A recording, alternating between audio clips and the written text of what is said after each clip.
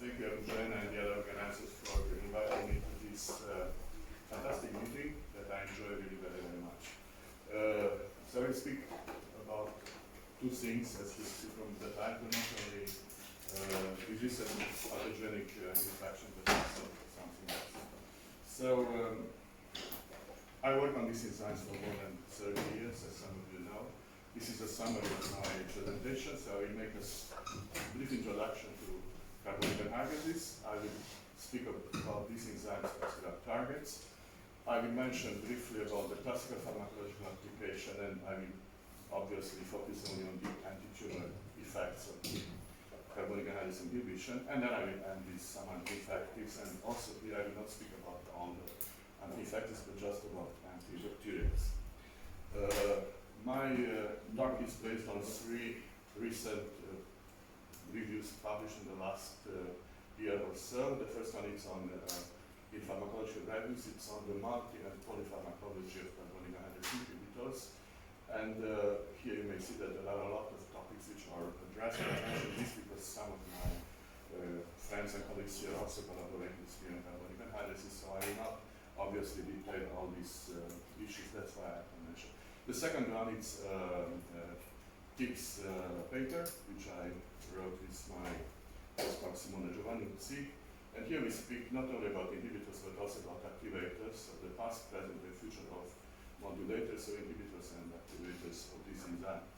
But I'm not a pharmacologist, as most of you know, so the last review on which I will mention a lot, it's a chemical reviews paper, in which with my crystallographic friends in Naples, we reviewed for the second time in the same, after 10 years of course, the structural aspects of carbonic anhydrase inhibitors and activators, because there are more than 1,000 crystal structures of these enzymes in various modulators, and you will see many structural figures in my presentation. They are all exact crystal data, so they are not computational. We also work computational things, but I will not present computational things, just crystallography, because it's the real stuff. So, a brief introduction of this enzyme. So, carbonic anhydrase was discovered more than 8 decades ago. It's the enzyme which catalyzes this very simple reaction, hydration of carbon dioxide with formation of bicarbonate and protons. Why do we need to have a catalyst for such a simple reaction? Well, look, the uncatalyzed reaction is extremely slow. So the kcat is 0.15 per second, which means very, very slow for meeting the metabolic needs. When we have a catalyst, this reaction can be accelerated immensely.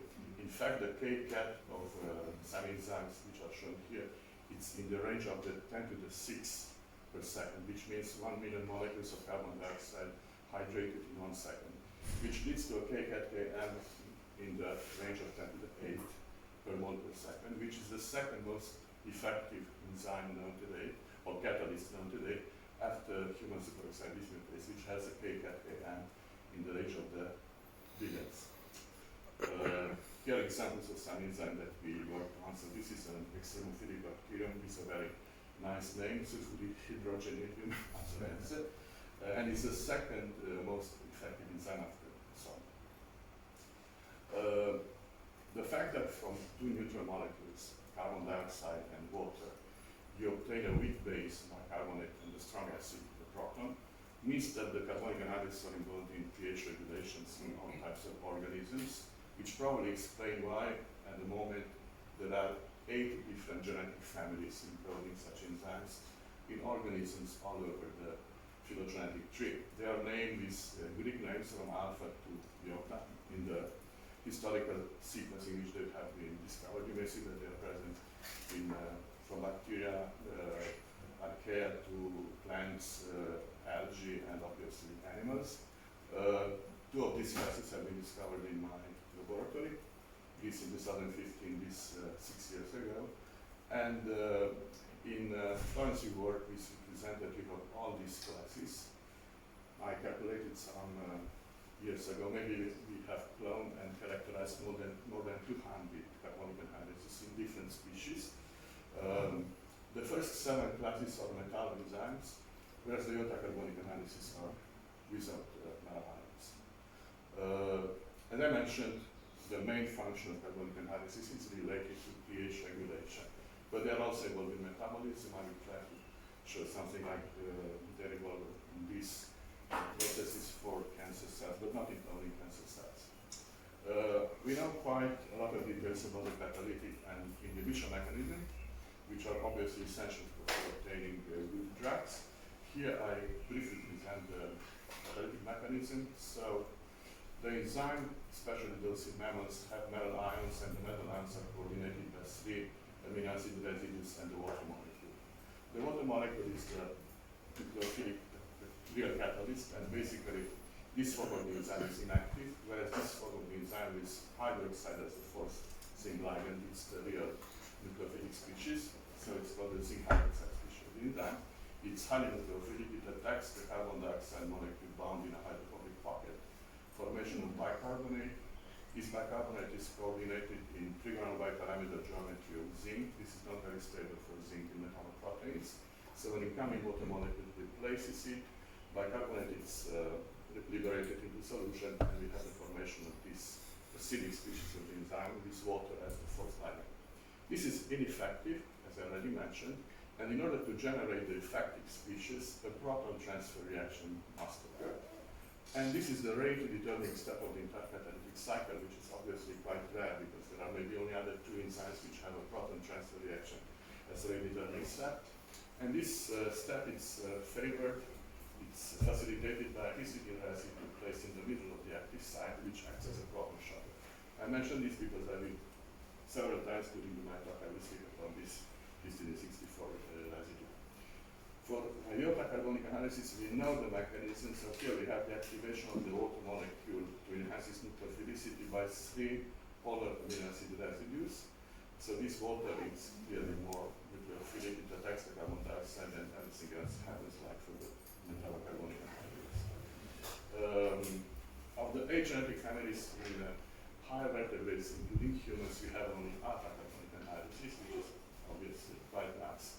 But we have 15 different isophones, which is complicated.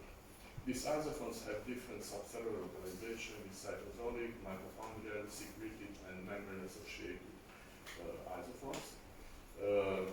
Their active sites are rather similar, so this is an executive structure of carbonic anhydrase 2, the most abundant isophone. You may see the globular form of the protein. The active site is the metal ion at the bottom. The metal ion is the coordination I already mentioned, some water molecules involved in catalysis. And particularly we have a half hydrophobic, half hydrophilic active site, which is again a unique feature of this enzyme. We know by crystallography also how carbon dioxide, the substrate, is bound, how bicarbonate, the reaction product, is bound, so we have quite a lot of details. As I mentioned, we have different cellular localization, but also tissue distribution of this enzyme, which some of them are quite abundant in many, many tissues, CA2 and CA1. Some of them are more found in a more localized tissues, like in the brain, we have only CA7. But in many, many different tissues and organs, we have a lot of such isophones, which is, of course, a bit complicated. And they possess different catalytic activity, different affinity for inhibitors, but also they are involved in different diseases. So I work on many other enzymes about carbonic anhydrase, but I don't know any of them which are involved in so many very different diseases like cerebral edema, oxidative stress, glaucoma, obesity, Alzheimer, keratogenesis, tumorigenesis, and so on and so forth. So basically there are quite a lot of involvement, and for this reason also we have a lot of potential and actual application of them. For example, being involved in respiration, pH balance, and diuresis, CA2 and 4 inhibitors, for example, are diuretics. Some of the enzymes present in the brain, if they are inhibited, they show antiepileptic activity. With this, I will not enter into details, but we have interesting data showing their involvement. So I will speak obviously, as I mentioned, about tumors, which is the field in which we have worked quite a lot in the last 20 years. What about inhibitors? So for a long time, this was the only slide I have presented because inhibition with sulfonamides or inorganic anions is known for decades, as all metal enzymes clearly have inorganic anions which have affinity for the positive charge metal center. Sulfonamides, primary sulfonamides are known from the 40s, and the first drugs already emerged in the 50s. But nowadays the situation is fortunately much more complex, and most of these data were obtained in my laboratory over the last 30 years. So we have here 4 different inhibition mechanisms which are shown schematically. I will not enter into too many details, but these are the classical zinc binders. So the inhibitor has a zinc binding group, it has a scaffold which interacts with both halves of the active site, and the tail, this tail is again an innovation that we introduced because among the 15 different isoforms, the most diversified amino acid residues are in this part of the active site, whereas here we have a lot of conserved amino acid residues. Mostly these 2 ones which are called the gatekeepers, and they're involved in the binding of inhibitors, and you see here the interactions. The second class is called the compounds that anchor to the zinc-coordinated water molecule. You may see they are bound in a more distant part of the active site compared to the first class. This anchoring group, I will show examples shortly, you will understand. The third inhibition mechanism, I denominated it with my colleagues occlusion of the active site centers, because these inhibitors bind very far away from the zinc, just here. And unexpectedly, some years ago, we found an inhibitor which binds outside the active site. And you may say, okay, what's happening? I will show shortly. What I showed schematically is shown here by extracrystallographic data for the 4 classes of inhibitors that I mentioned. So we have a primary sulfonamide, the clinically used drug called acetyldolamine, which is bound to the zinc ion by the first mechanism. The zinc ion obviously needs negatively charged, so the sulfonamide is not automatic. So this is the main interaction. From the second inhibition mechanism, those which anchor to the zinc-coordinated water, we have an example of phenol. Phenol makes a hydrogen bond with this water coordinated to the zinc and this another residue. Usually these inhibitors are nanomolar, this type of inhibitors are micromolar because there are less interactions between them. The cell inhibition mechanism is shown here. The natural product coumarin, which you see here, it's a natural product discovered in an Australian plant some years ago. Visiting Professor in Sydney.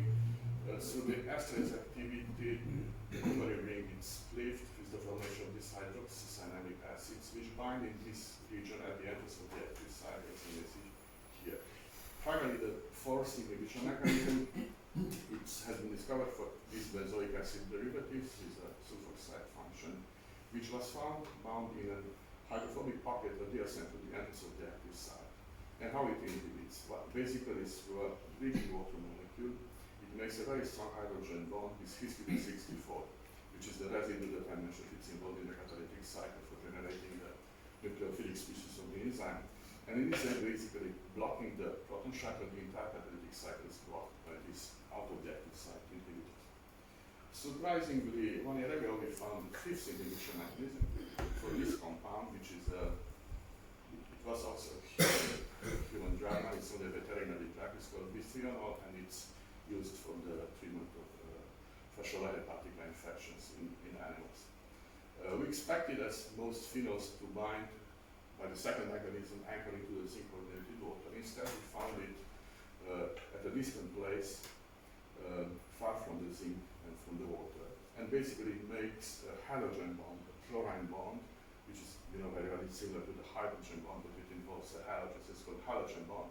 Again, with histidine-64 blocking this amino acid residue in its position. So we have 5 different inhibition mechanisms and more than 54, if I numbered well, different classes of inhibitors which act by these 5 inhibition mechanisms, with many representatives for the 4th and 5th inhibition mechanism, but quite a lot of them for the other ones. And I'm happy to say that maybe 96% of them were discovered in Florence in my group. As I already mentioned, there are many pharmacological applications of the inhibitors as diuretics, anti-glaucoma agents, and for treating other ocular diseases as antiepileptics, anti-obesity agents for the management of acute mountain sickness or idiopathic intracranial hypertension, and also some newer pharmacological applications in neuropathic pain, arthritis, and central ischemia. Obviously, different isoforms are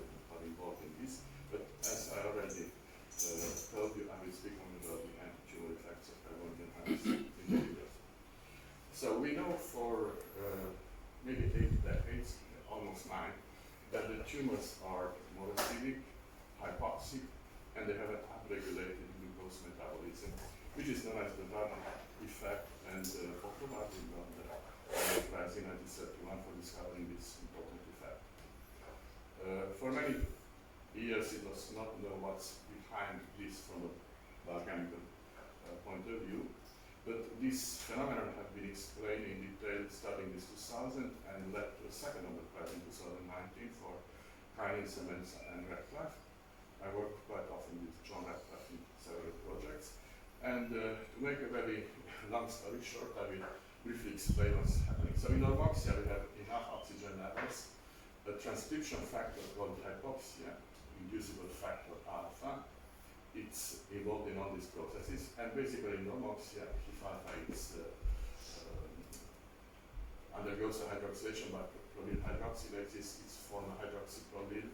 And this hydroxyproline then leads to the recognition by ubiquitin.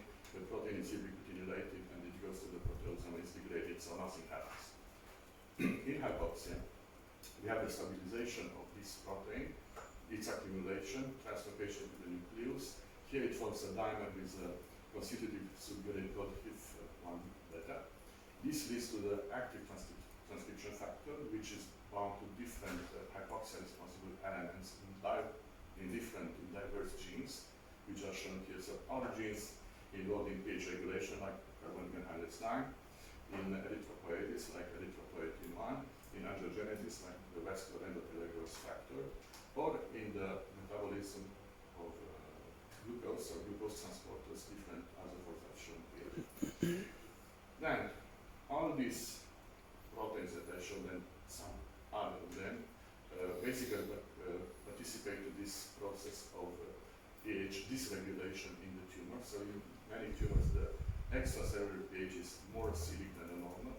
As a chemist, I said that 0.5 units of pH is something irrelevant, but from the tumor point of view, 0.5 pH units is something huge, so these are quite acidic, whereas the cytoplasmic pH is quite, it's more alkaline than usually.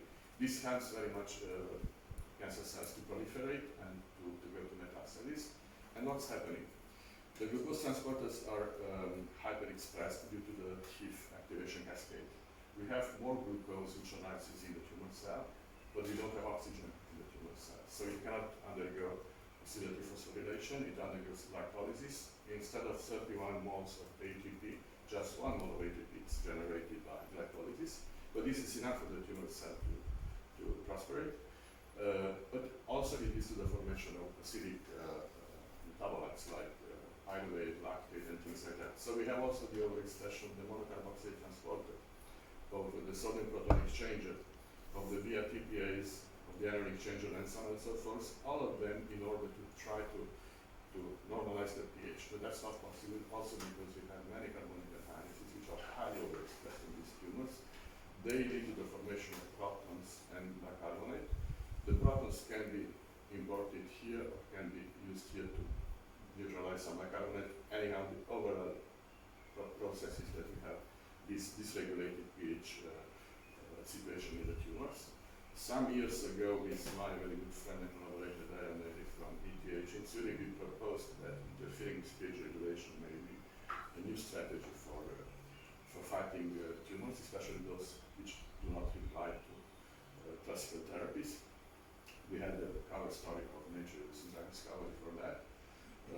This field then started to be quite interesting for many, many groups all over the world. It's another review article which I have published with Roberto Ronca 2 years ago.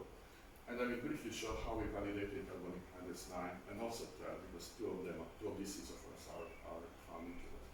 So this work in collaboration with a group from Vancouver, British Columbia Cancer Research Center. Basically, we used two different orthotopic mice models. So these are tumors of the mice, breast tumors of the mice.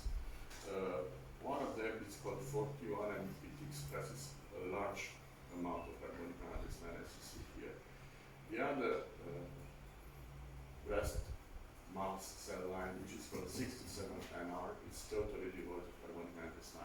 So we have had these animals with or without carbonic anhydrase 9, which were treated for 1 month with this inhibitor developed in my laboratory, which is a fluorescein-based sulfonamide inhibitors. It's quite an effective inhibitor of CA9. The animals which were positive to CA9 after 1 month, it was only half the growth of the tumor compared to the non-treated, whereas the animals harboring tumors which do not have CA9 have the same growth of the tumor with or without inhibitor, which is also a nice result. With some more drug-like compounds like this radiosulfonamide, again we use the same 41 model, but we observe that it's not only inhibition of the primary tumor growth, but also of the metastasis, because this animal model also is similar to the tumor disease, to the human disease, because it leads to the formation of lung metastasis.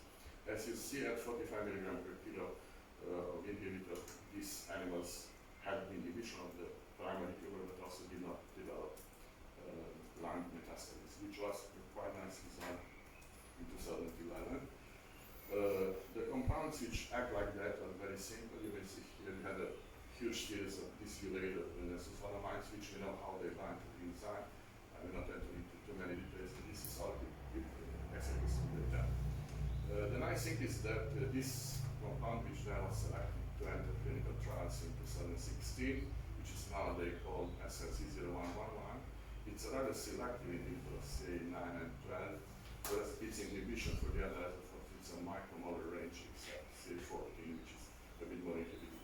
This means that we may have the chance to have an inhibitor with less side effects compared to the classical sulfonamides used nowadays. So the phase 1 study was performed in North America, mainly in Canada, also partly in USA, and the results have been published in 2020. Now the compound is in phase 1b2 clinical trials for different types of tumors, but I will not enter into too many details. It seems to act in a good way with less side effects and things like that. Many groups all over the world are investigating SLC0111 in different types of tumors. Here it's a group from Finland which work on hepatoblastoma, and there are various review articles which I have written together with the other discoverers. Shokan Deller is the professor in Vancouver. We developed this compound, and I also made different updates on the state of the art in hypoxia carbonic hydrolysis several times. Just a few years ago, we discovered the supplementary mechanism of these type of drugs, because they are also involved in the overall redox regulation of the tumor cells through several different systems. So there is a cysteine transporter which exchanges extracellular cysteine for glutamate, so glutamate gets out of the cell, cysteine enters. Cysteine is reduced to cysteine, and then through an enzyme called cysteine sulfurases provides sulfur to the mitochondria for the formation of the iron sulfur clusters, which are very much involved in all the electron chain, electron tensor chain within the cell. Obviously, some glutathione may also participate. We saw that when carbonic anhydrase 9 is active, the process of ferroptosis, which is a cell that's different from apoptosis, so ferroptosis because it's also catalyzed by the presence of iron. So when CA9 is active, this ferroptosis is basically very much diminished, which is bad for the cancer cells because it means that the cancer cell can proliferate forever and will not die. We observed in these experiments, which I don't enter into details, that when we inhibit CA9, for example, this SLC0111 or these other compounds, or if we inhibit some other steps in the entire process, we have an enhancement of the ferroptosis, so the cancer cells will die, they will not survive forever. This will lead also on different processes regarding lipid peroxidation, generation of oxygen radicals, and so on and so forth. So basically, we have this supplementary mechanism, which is quite interesting because it was unexpected, and ultimately we were also able to generate inhibitors of dual inhibitors of carbonic anhydrase 9 and glutathione peroxidase 4, which is another of the enzymes or GPXs involved somewhere here in the process. So So basically these compounds which have rather complex structures, which are shown here. So GPX4, glutathione peroxidase 4, it's a serenocysteine containing enzyme, so it has at the active site serenocysteine, which is modified by compounds which can react with serenol moieties like these chlorocetamide derivatives. The problem is that they are extremely toxic because having chlorocetamide moiety in a drug is obviously it's reacting with many nucleophiles. So basically these were not developed both for toxicity and solubility reasons, but we were able to generate compounds possessing other groups which react with the serenol, like this alkyne, which is active.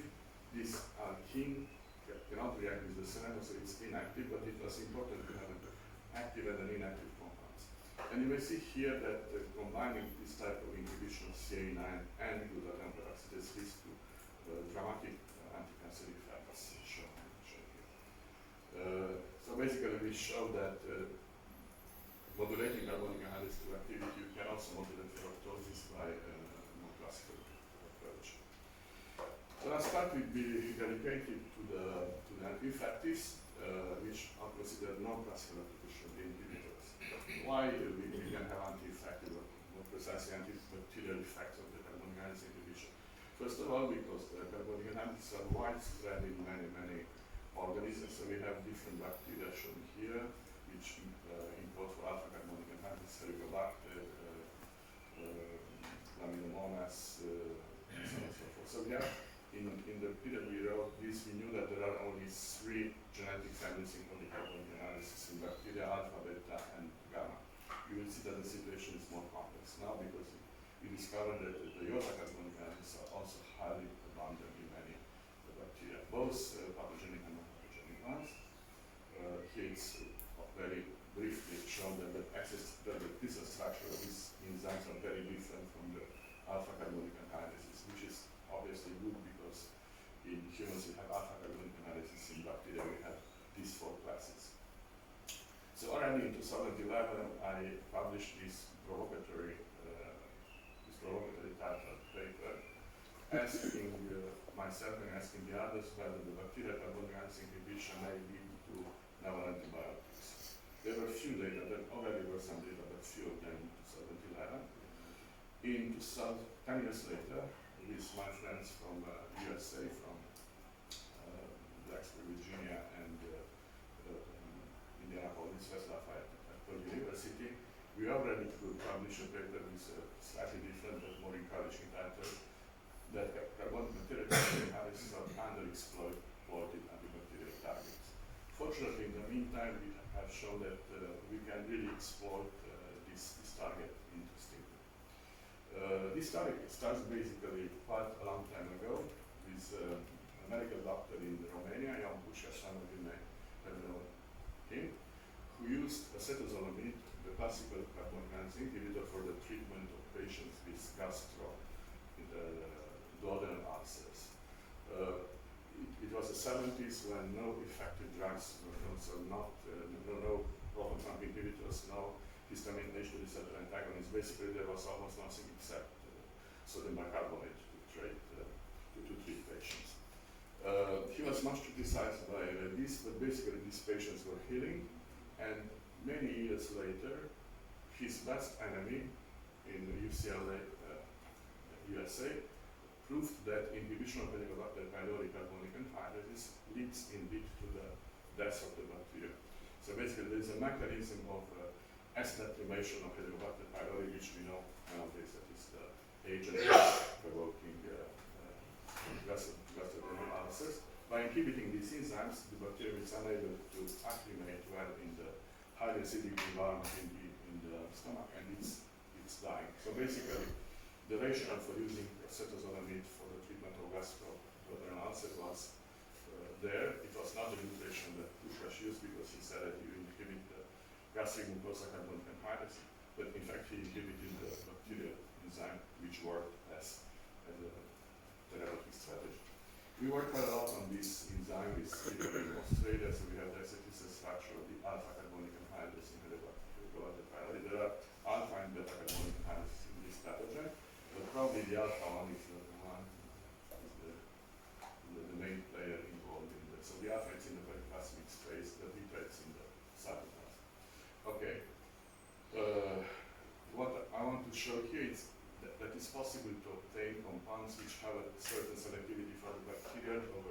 enzyme, because obviously when you give the patient 4 grams per day of acetazolamide, it will inhibit the helicobacter pylori enzyme, but it will inhibit enzymes all over the body. So these patients will have a lot of side effects, which was the main problem with this type of treatment.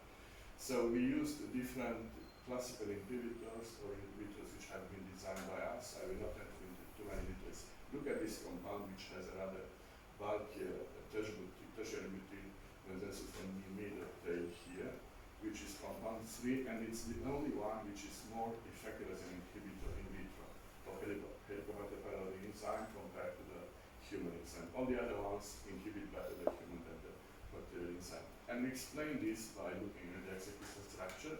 Basically, this bulky inhibitor, the tertiary butyl sulfonamide tail, makes a big clash with the human enzyme, which has this alpha helix over here, so it's clashing, so it's not a very good inhibitor of the human enzyme.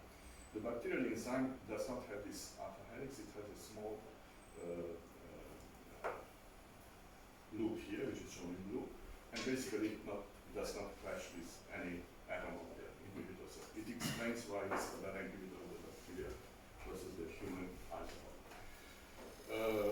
With Anna-Eugenie Kovac, we worked a lot of things on this compound and on this drug target because we wanted to understand whether there is also drug resistance to ethoxylamide or acetazolamide. Ethoxylamide is the second generation inhibitor, the classical inhibitor. Indeed, after many generations, it was shown that we may have some mutation in the gene, but these were very rare.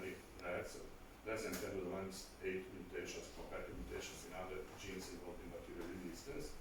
And the mutated strains still were sensitive to the inhibition of acetazolamide. So basically, yeah, we have resistance, we have this antibiotic, but it's much less frequent and much lower compared to the other approaches for inhibiting.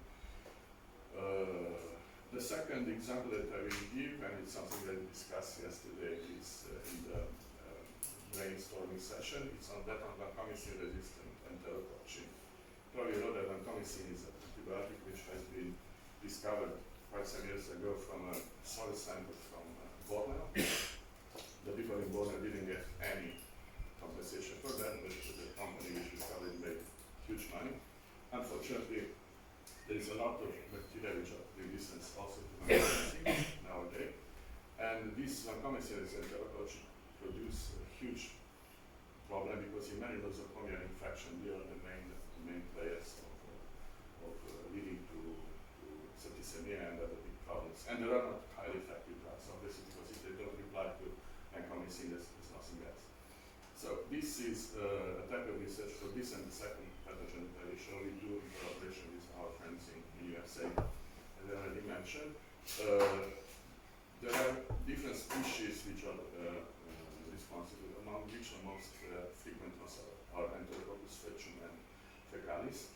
We started from acetazolamide as a lead molecule. Acetazolamide is not that an effective inhibitor of the alpha and the gamma carbonic anhydrase in Enterococcus faecium, but they have an MIC, but it has an MIC already in an acceptable. Of course, it's quite hard, but it's acceptable.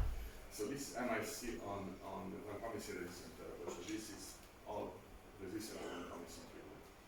However, obtaining different other compounds from the acetazolamide scaffold, we may see that we can have an inhibition which is increasing, but also the MIC is decreasing a lot. So we are on a good point on this series.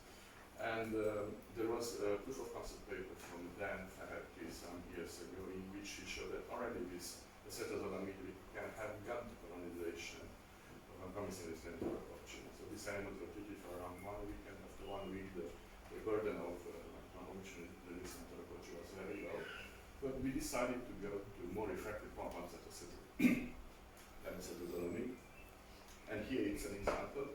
So here we have just vancomycin-resistant enterococci septicemia.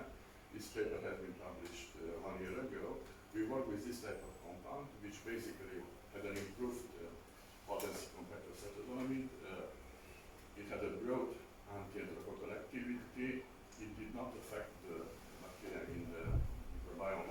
it's already bioavailable, and it was quite effective in this septicemia model that I have mentioned. This year we improved the activity with this other compound, which is slightly different compared to the paratolin derivative I showed earlier. We call it CI0019, and the efficacy is even better in the septicemic peritonitis in a mouse model. Again, at very, very low activity, very low concentration of inhibitor, and without inhibiting the microbiome carbonic anhydrase. The third and last example which I will go is that on the cerebrorea carbonic anhydrase. This pathogen is well known, it's producing a sexually transmitted disease. It's highly drug resistant nowadays, so very few antibiotics are now effective for the cerebrorea. Also here we started with acetazolamide. The MIC is not that good. The inhibition is also moderate for the bacterial enzyme. We developed compounds which seem to be similar to the ones I mentioned earlier. In fact, they are, but also the structure relationship is very different. In this case, we were also able to crystallize the enzyme, so here are exactly the structure of the cerebrorea carbonic anhydrase alpha with different inhibitors, which bind in a slightly non-conventional manner compared to the human enzyme. And also here we were able to show that we may have activity in vivo in the drug-resistant cerebrorea with acetazolamide-based compounds, which are quite effective in vitro inhibitors, and also can show improved potency in vivo. Here's actually this is structured data on different inhibitors, so they bind with a flipped 180 degrees flipped trilateral ring compared to how they bind to the human enzyme. Also in this case, it was Mohamed Selim from Blackburn, Virginia, who showed that it's possible to have depolarization of the infected mice by using just acetazolamide, which is not that effective an inhibitor compared to the ones which we developed. And slightly later we showed that we can have also different compounds. So this is research which was done mainly in my group. So we were able to develop hybrid drugs which incorporated the beta-lactam scaffold and the carbonic anhydrase inhibitor scaffold. So they are basically penicillin derivatives, not the ones which lead to a lot of resistance, but anyhow, so we have these compounds which possess a dual target, and they also show quite nice results in multi-drug resistant cerebrorea. Here we have an IMPRESS paper, so it's from this year, again with Dan and Mohamed. So we used a compound which is slightly different from the ones which showed it's active in vivo for commission-resistant enterococci. Basically, we have a very nice bactericidal effect on this cerebrorea, which you may see here. And this is a compound which is simple to do, quite effective per pulse. Basically, we hope to be able to develop such compounds for narrow spectrum antibiotics for effective for this area of commission-resistant enterococci. I have funding from different organizations, which I will not enter into details. This is my group, which is one of the most important slides of my presentation, to whom I thank very much. This has been published in 2024. This has been published a few weeks ago. So we work on different elemental enzymes, not only on carbonic anhydrase, but basically my research is obviously on carbonic anhydrase. Thank you very much for your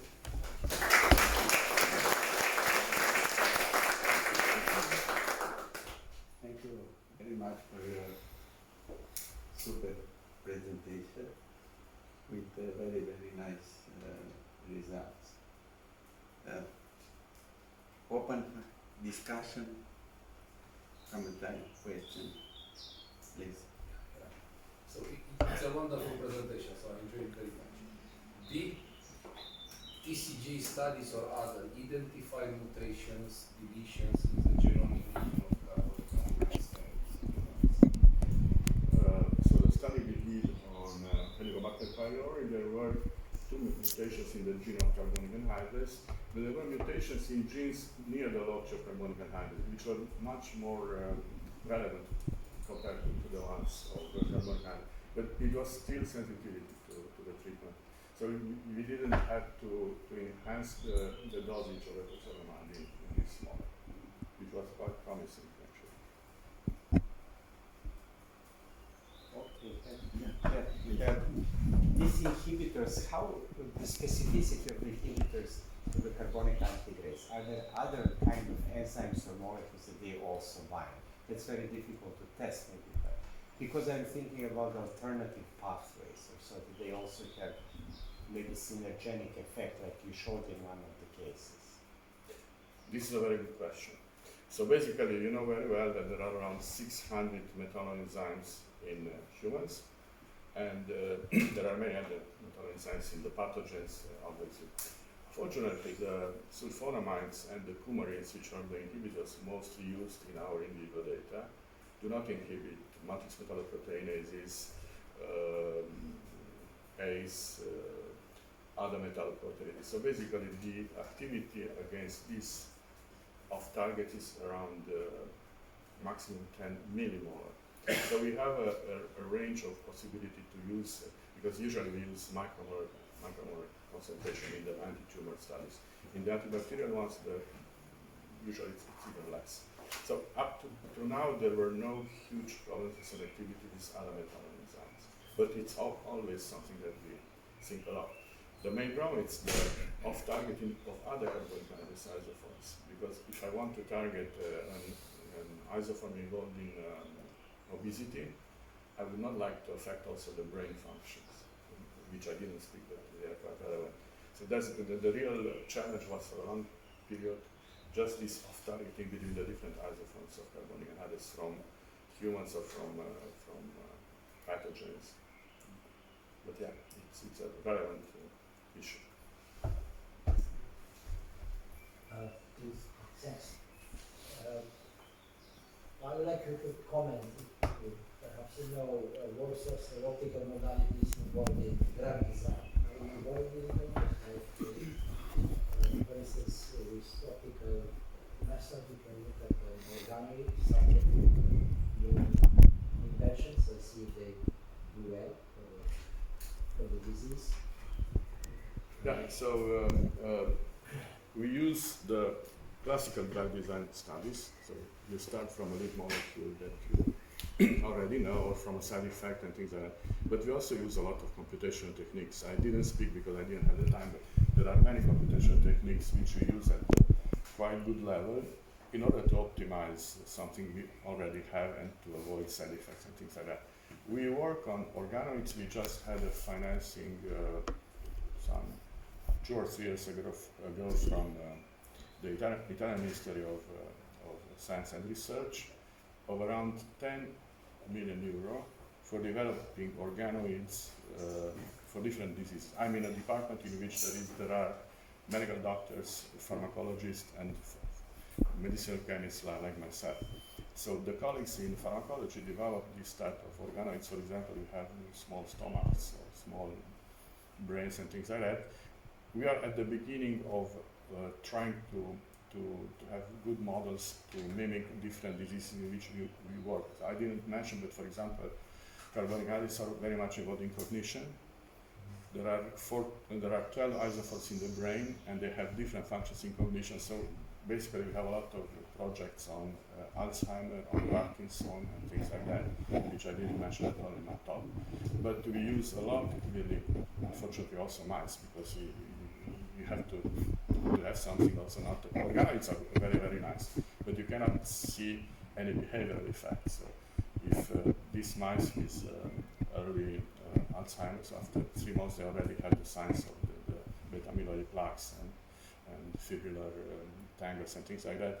You can study the behavior only using the animal model, because this you put, I think you cannot see on organoids, but it's obviously a very fascinating approach that we have. And you know, in this big program, organoids, which take a lot of investment in the organoids themselves, what modalities are there used to look at them? What are using? Confocal microscopy? Roman, what is it? I'm not prepared. One of my collaborators in my group is responsible of this because, as I mentioned, we had this money, it's a lot of money, only 2 years ago. So starting ex novo, completely new field, and it's a field which is not very simple because clearly the conditions to have working this type of things, it's, I don't have details on that. Okay. You mentioned Dr. Puskás. What is your opinion about his idea to? So his idea was revolutionary for the 70s because there were no drugs effective for treating ulcer in that And period. Helicobacter was not Helicobacter identified. was identified in the late 80s, so basically it was not known. So it was something which worked. The main problem was that in the conferences where he presented the data, he exaggerated a lot about side effects. He said, no, there are no side effects, not any, which is not true. Because people use acetazolamide at much lower dosages as an agent for some type of diuretic and things like that, and there were always side effects. So if there are side effects, you have to say there are side effects, and that's all. But it worked. So it was a treatment which worked, actually. More question? Please. Can you make a comment concerning the steric factor versus electron factor for the inhibitor? Because sometimes the steric factor is more important even than the electron one. I completely agree with Mihaela. Yeah, surely as I showed, the active site is rather ample, so basically we have the possibility to accommodate many chemotypes inside. But definitely, if you put a metal at the wrong place, it will be a clash and this compound will be not effective. If you put it here, just 2 angstrom away, it will be very effective. I agree with you. For most enzymes, it's the most important factor. No more questions. Thank you once again.